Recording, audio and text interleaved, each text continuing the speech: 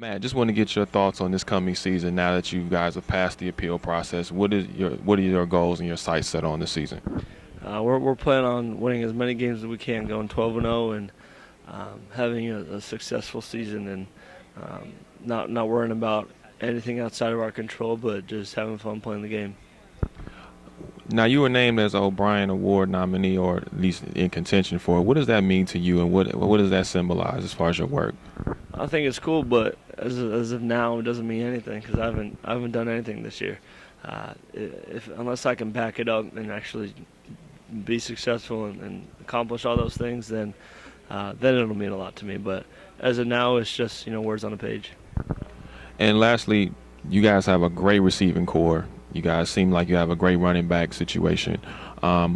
What is it going to take for you guys to win the South and actually just be that elite program that once was?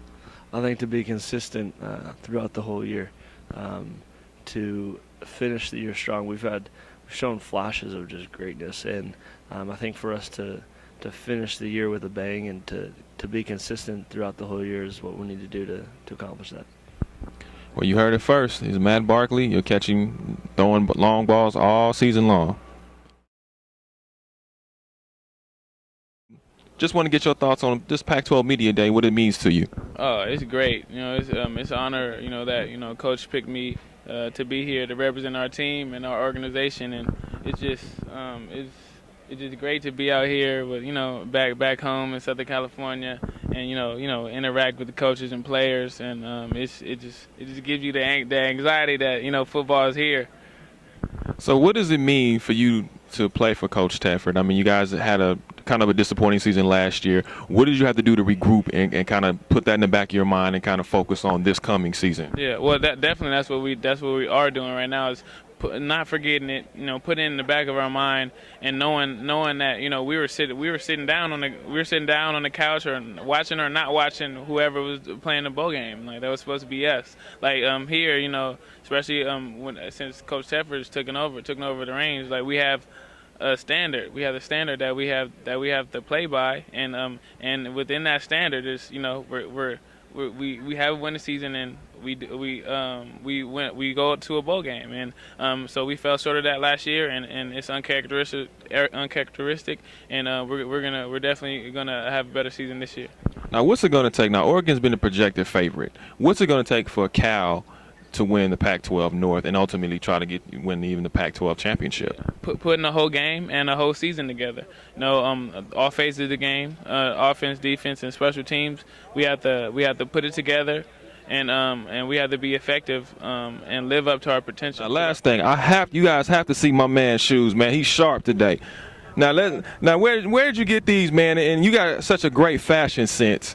Talk a little bit about the shoes, man, and how they go with the wardrobe. I had to keep it simple, but not too simple. I thought we were gonna come. I thought it was a coat and tie thing. So I had a suit prepared, but the polos is okay. So I just try to match with the golden bear, with the Cal golden bear way, and that's gold. So I decided to go golden. I'm from out here, so I get my stuff in LA, and I just had to do it. I just had to spark some things up. Well, look forward to this young man sparking some things up on the field this season.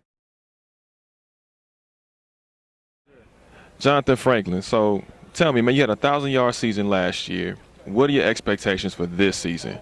Pac-12 championship. It's not about me no more. It's about us. We just got to work hard, just continue to improve, and just be consistent. Now, I noticed you had a new offensive coordinator this season. Can you talk a little bit about how you guys have been able to work together and how comfortable you are with this offensive coordinator? I love Mike Johnson. He's a great guy. He definitely demands that we understand football. We understand the philosophy, that everybody knows what the other guy is doing. For example, I have to understand what the offensive line is doing, what the receivers are doing, understanding their routes, and understanding the whole schemes of things. And just the energy he brings to our team is great. It's something we've been missing for a couple of years. So much. I'm with Johnathan Franklin. Look for him this coming Pac-12 season. He'll be in the end zone near you. I'm here with Chris Polk, man who ran over 1,400 yards last year, 22 carries. This season, for one, get back to a bowl game. I'm just trying to, have a better record because we're not trying to stay the same. or get worse. We're just trying to improve and get better. So, we're just trying to get back to the top where our Husky traditions began. It seems like Coach Sark has just like a thriving energy. How is that infectious throughout the team, and you guys execute that through your play? It's like the saying, like your football team takes on the identity of your head coach. It means that he's real energetic and stuff that really gets us wild up. Because like watching him during practice, he actually during some weeks of practice, during Oregon week, he played scout quarterback the whole week. Was actually out there running and throwing with us, even though he still ain't got the moves, but he still has an arm. Then on kickoff, he'll actually run and try to tackle people. Then some of the drills, he's actually beating us to them. So, just seeing that, type of energy from our coach is like really something. Now, with the departure of Jake Locker, are you ready to be that vocal leader that's ready to command so much of the team and demand so much that for this team to be excellent this coming season? Yeah, I'm ready. Like I'm a leader, but like I'm a lead by example type of guy. Like I'm not the guy that's gonna be jumping up and down. Hey, let's do this. Nah, that's not me. But being that he's gone, I guess I have to do more of it. But the great thing about him is that he made leaders out of all of us. So him being gone, we seen what it takes. So instead of like last year, how it was just him, now it's like 20 of us. So we're all leaders in a sense. Well, you heard it first. Chris Polk, be on the lookout for this man. He's coming down the sideline in the end zone near you. With Jake Locker being gone, are you ready to put this team on your back? And why? It's not necessarily on my back because, it's not the game of football is not based off of individual performance. So if our own line's not working, then the run game's not working, and the passing game's not working. So like the good thing about having Jake Locker on our team is that we know what it takes to be a top 10 pick, NFL draft pick. So him, like he was a father figure to us on and off the field. So after us seeing that, and us trying to model ourselves after him, like we know what's needed. And we have more leaders now. So it's not necessarily just me; it's all of us. We have more young people step up in key situations. Speaking about the Pac-12 championship, as you know, the NFL finally signed a collective bargaining agreement stated Los Angeles is actually getting a team. 10 Line Weekly was quoted as saying that as far as one of the events being played at Farmers Field could possibly be the Pac-12 championship. I just want to get your thoughts on if that's realistic. Yeah, I've had preliminary conversations with Tim about that. There's a lot that's exciting about that idea. But that's obviously into the future. How far into the future, we don't know. I've also told Tim, at the moment we're committed to a different model, which is playing on the home field of the team with the best conference record. And this will be the first year it takes place, but I expect that's going to be very successful. So it would be getting out in front of us a little bit for me to try to predict how likely it might be or not, but we're certainly excited at the prospect of big new football venues coming into the conference, not just here, but in Northern California as well with the 49ers and all of that. It's an exciting time for football. How excited are you just having a Pac-12 meeting like this and the impact of the media turnout, the fans, and so forth? Well, it's great to see. I certainly take a moment to pinch myself and look back at the last year and 2 years on kind of where we're at. From a year ago that we've successfully expanded and figured out some pretty challenging issues within the family in terms of creating divisions, how a football championship game is going to work, how to divide the pie, equal revenue sharing, changing the perception nationally, and what that all led to in terms of a media contract.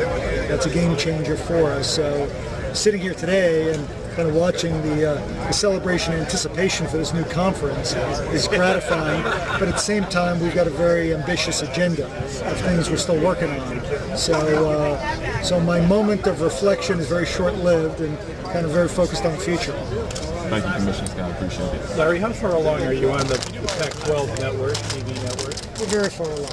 We're in very advanced discussions with multiple parties about it. I'd always said my objective had been to kind of figure out what's going to be the structure of it, who our partners are going to be a year in advance, or a year to plan it. So in August, at the latest, could happen sooner, I would hope to conclude who are going to be our main partner or partners, and be able to describe how fans are going to be able to see it, and what they're going to be able to see, and how we're going to balance traditional TV versus digital and things like that, which I know is what's on people's mind at the moment. Pac-12 Media Day. Also see two new great teams in Utah and Colorado. Lane Kiffin addressed so many issues along with Matt Barkley. Greg Lugan addressed his hot seat issue along with Johnathan. Great showing by Chip Kelly. And he did not address any of the NCAA issues. However, he will address them later, as he said. Oregon State represented. Dennis Erickson was very hilarious, upbeat news conference. It was great.